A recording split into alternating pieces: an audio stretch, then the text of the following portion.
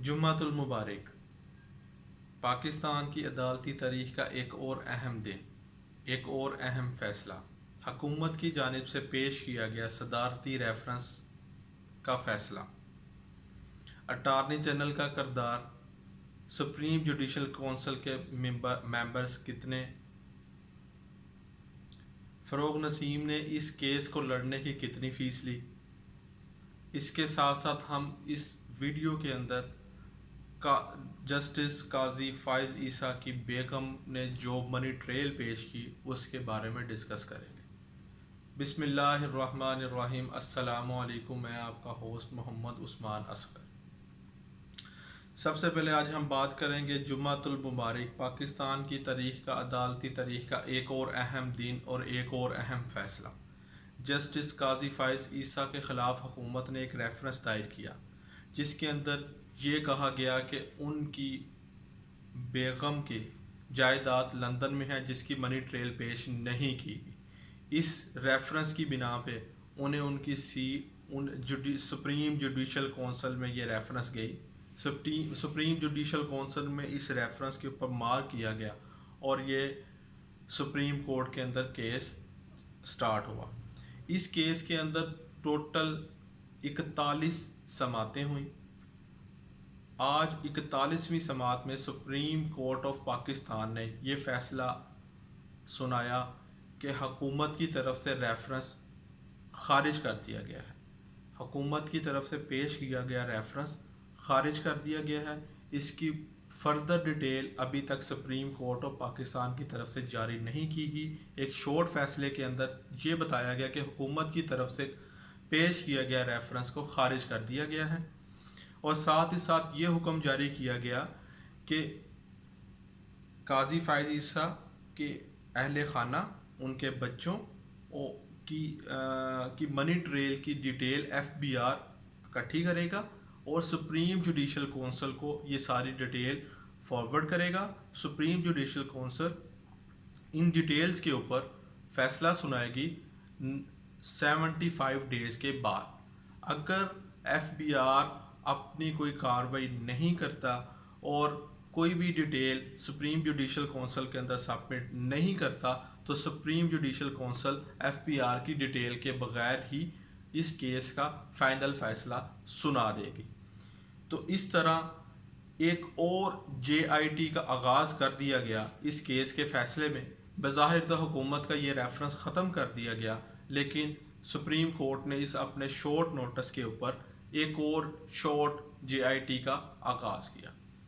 Supreme judicial council جو کہ اس time justice گلزار صاحب دیکھ رہے ہیں، ان کے ہیڈ ہیں وہ۔ سپریم جوڈیشل کونسل کے بارے میں ہم آپ کو بتاتے چلیں کہ سپریم جوڈیشل کونسل کے ٹوٹل 5 ممبر ہوتے ہیں، جس میں سے سپریم کورٹ کے سب سے سینئر جج اس کے ہیڈ ہوتے ہیں، اور 2 سپریم کورٹ کے اور سینئر جج اس کے ممبر، اور 2 ہائی کورٹ کے سینئر جج اس کے ممبر ہوتے ہیں۔ اسی طرح ہم آپ کو بتاتے چلیں کہ حکومت پاکستان کی جانب سے جب بھی کوئی ریفرنس یا کوئی کیس دائر کیا جاتا ہے تو اس کو فالو کرنے کے لیے ایک ڈپارٹمنٹ ہے جسے اٹارنی جنرل کا نام دیا جاتا ہے۔ ہم اکثر سنتے ہیں attorney general, attorney general, attorney general. یہ کیا ہے اٹارنی جنرل؟ یہ کیا ایک پرسن ہے کہ اس کے پیچھے پورے کا پورا کوئی ڈپارٹمنٹ ہے؟ ہم اسی کے اوپر آپ کو تھوڑا سا انٹروڈکشن دیں گے۔ اٹارنی جنرل ایک ایسی پوسٹ ہے جو بھی حکومت کی طرف سے حکومت کے خلاف یا حکومت کسی کے خلاف کوئی کیس دائر کرتی ہے تو اس کے اندر اٹارنی جنرل جو ہے وہ حکومت کی طرف سے سپریم کورٹ میں یا عدالت میں پیش ہوتے ہیں۔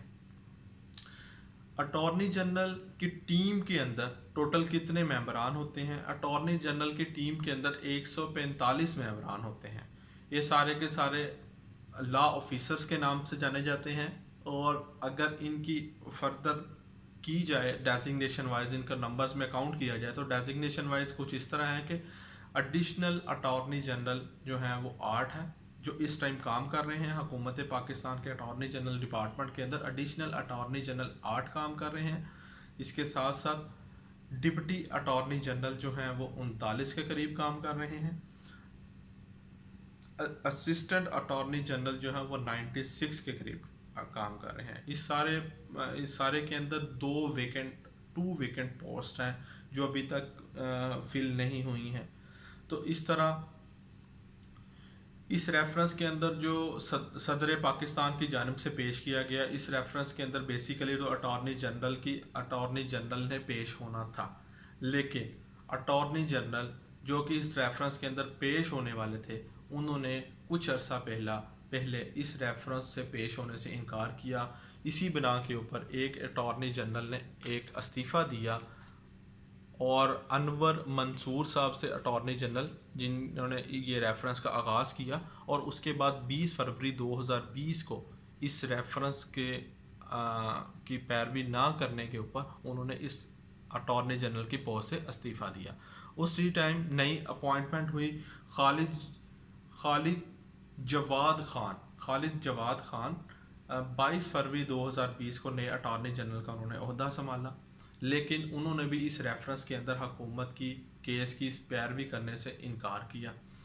ان کا کہنا تھا کہ یہ والا جو کیس ہے یہ حکومت کو نہیں کرنا چاہیے، اس حکومت کو عمران خان صاحب اور صدر پاکستان اور لا منسٹری کو کافی ایڈوائز کی گئی اٹارنی جنرل آفس کی طرف سے کافی زیادہ ایڈوائز کی گئی کہ اس ریفرنس کو واپس لے لینا چاہیے، لیکن حکومت اس چیز کی اوپر بازد تھی کہ ہم نے یہ ریفرنس کے اوپر آگے کارروائی کرنی ہے۔ تو اسی بنا کے اوپر جب سپریم کورٹ کی طرف سے بار بار اٹارنی جنرل کو طلب کیا جاتا رہا، تو اٹارنی جنرل کوئی خاطر خواہ جواب یا سوالات سبمٹ نہیں کرتے رہے، تو اس بنا کے اوپر پاکستان کے جو لا کے منسٹر ہیں اور مشرف کے پرانے وکیل، سابقہ وکیل الطاف حسین صاحب کے سابقہ وکیل فروغ نسیم صاحب نے ایک بار پھر اپنے عہدے سے استعفیٰ دیا، اور انہوں نے اپنا وکالت نامہ عدالت میں پیش کیا اور یہ کیس کو لڑنا شروع کیا۔ جب اس کی عدالتی کارروائی کے اندر سٹارٹ کے اندر ان سے پوچھا گیا کہ آپ اس کیس کو لڑنے کی کتنی فیس لے رہے ہیں، تو انہوں نے کہا کہ میں اس کیس کو لڑنے کی کوئی فیس نہیں لے رہا، یعنی کہ یہ وفاق کی طرف سے ایک مفت کے وکیل تھے جنہوں نے یہ کیس لڑا۔ اب اکثر یہ کہا جاتا ہے کہ یہ کیس فروغ نسیم نے اکیلے ہی دلائل دیتے ہوئے لڑا، لیکن اس فروغ نسیم کے پیچھے جو وکلا کی ایک فوج تھی وہ 144 بندوں کی تھی، جو اٹارنی جنرل آفس آلریڈی اس کیس کے اوپر کام کر رہا تھا۔ اٹارنی جنرل آفس میں جیسا کہ ہم نے اپنے انٹروڈکشن میں آپ کو بتایا کہ 144 وکلا جو ہیں، 140 لا آفیسر جو ہیں اس اٹارنی جنرل آفس میں حکومت پاکستان کی نمائندگی کر رہے ہوتے ہیں، جو ہر طرح سے ہر کیس کو دیکھ رہے ہوتے ہیں۔ تو اس طرح ہم یہ کہہ سکتے ہیں کہ فروغ نسیم کو ان 144 بندوں کی اسسٹنٹ حاصل تھی۔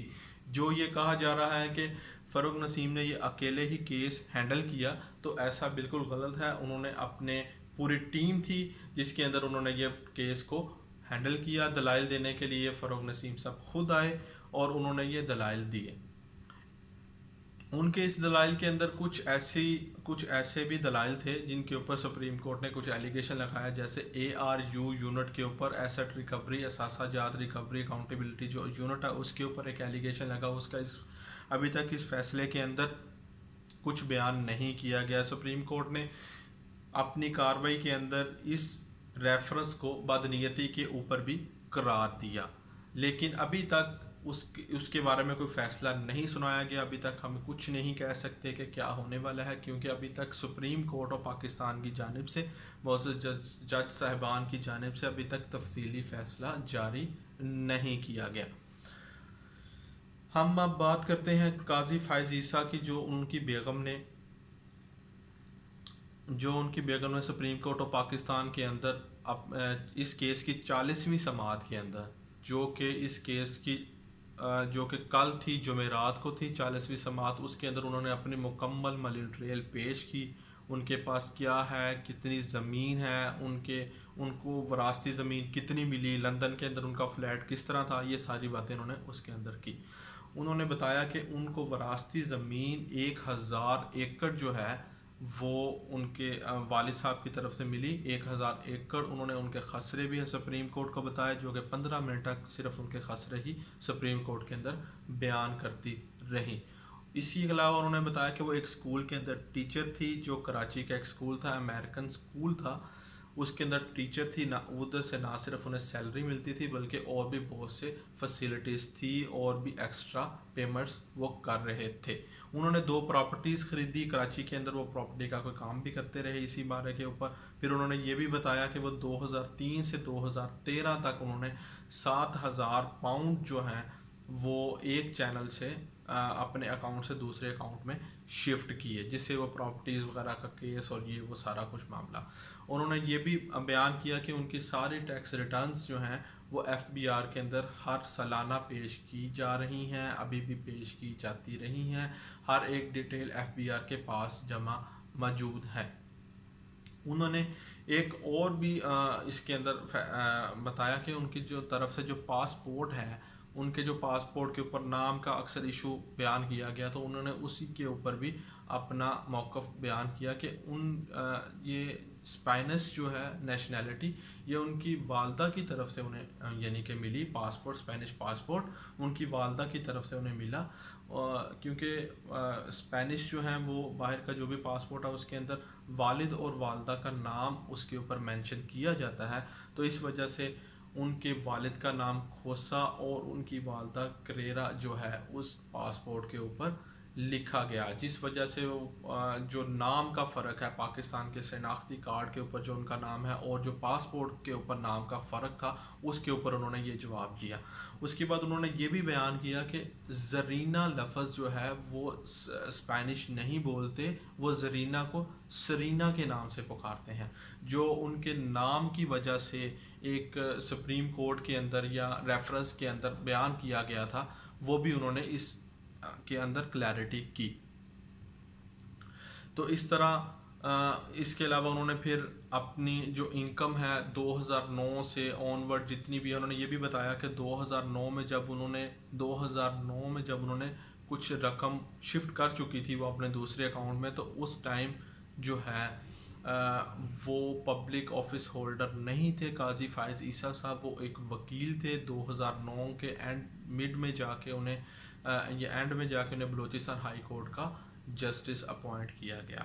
جسٹس اپوائنٹ ہونے سے پہلے قاضی فائز عیسیٰ صاحب کی جو انکم تھی وہ 3 کروڑ روپیہ سالانہ تھی. ٹھیک ہے، اراؤنڈ 3 کروڑ سالانہ کے حساب سے وہ ان کی انکم تھی. یہ ان کے جو ہے اس سے پہلے تھی، یعنی کہ وہ پبلک آفس ہولڈرز ہونے سے پہلے ان کی انکم تھی. ان کی بیگم نے ایک اور بھی جسٹس صاحب کی بیگم نے ایک اور بھی نقطہ اٹھایا کہ کیا ہمیں ایک عام شہری کے حقوق بھی حاصل نہیں ہیں کیا، جو ہم اپنے پاسپورٹ کے اوپر بھی انہوں نے بتایا کہ جب میرے ہسبینڈ وہ ایک وکیل تھے تب انہیں ملٹیپل 5 ایئرس کا پاسپورٹ ایشو کیا جاتا تھا. اس کے بعد جب وہ جسٹس بنے بلوچستان ہائی کورٹ کے، تب بھی انہیں 5 ایئرس کا پاسپورٹ ایشو کیا جاتا تھا. لیکن اب جو انہیں پاسپورٹ ایشو کیا گیا ہے وہ صرف 1 سال کے لیے ایشو کیا گیا ہے. تو یہ کچھ ان کی طرف سے کچھ گلے شکوے بھی کیے گئے.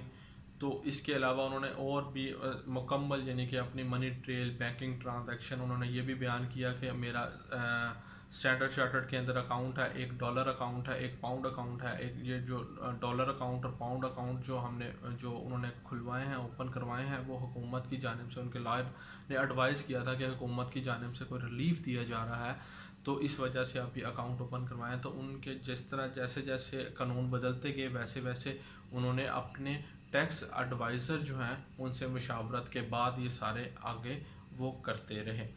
تو آپ کو ایٹ دی اینڈ ایک اور چیز بھی بتاتے چلیں کہ جس طرح اس کیس کو سپریم کورٹ نے اور منی ٹریل جس طرح انہوں نے پیش کی ہے، تو یہ ایک جسٹس کی جانب سے پیش کی جانے والی منی ٹریل ہے اور یہ ایک بہت خوش آئین بات ہے جس کے اندر انہوں نے جو ہے وہ اپنی مکمل منی ٹریل پیش کی.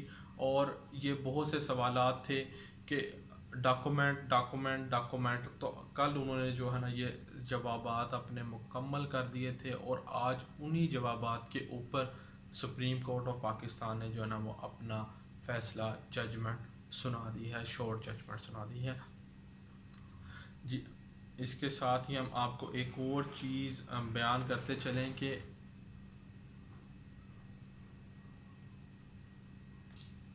اب آگے اس ریفرنس کے اندر کیا ہوگا، کیا ہونے والا ہے، یہ آنے والے 3 ماہ کے اندر ہی ہم بتا سکیں گے کیا ہونے جا رہا ہے، کیا ہو رہا ہے۔ یہ آپ بھی دیکھیں گے، ہم سب دیکھیں گے کہ آنے والے 3 ماہ کے اندر کیا ہونے والا ہے، کیونکہ یہ ریفرنس اب جو ہے وہ FBR اور سپریم جوڈیشل کونسل کی طرف فارورڈ کر دیا گیا ہے۔ اور آج کی ججمنٹ کے اندر انہوں نے یہ بھی کہا ہے کہ اس سے پہلے جتنے بھی نوٹسز جو FBR کی جانب سے جاری کیے گئے یا سپریم جوڈیشل کونسل یا کچھ بھی ریفرنس کیے گئے جاری کیے گئے ہیں، وہ سارے کے سارے انہوں نے کالعدم قرار دے دیے ہیں۔ آپ کا بہت شکریہ۔ آپ کا ہوسٹ محمد عثمان اصغر، اجازت دیجیے گا۔ السلام علیکم۔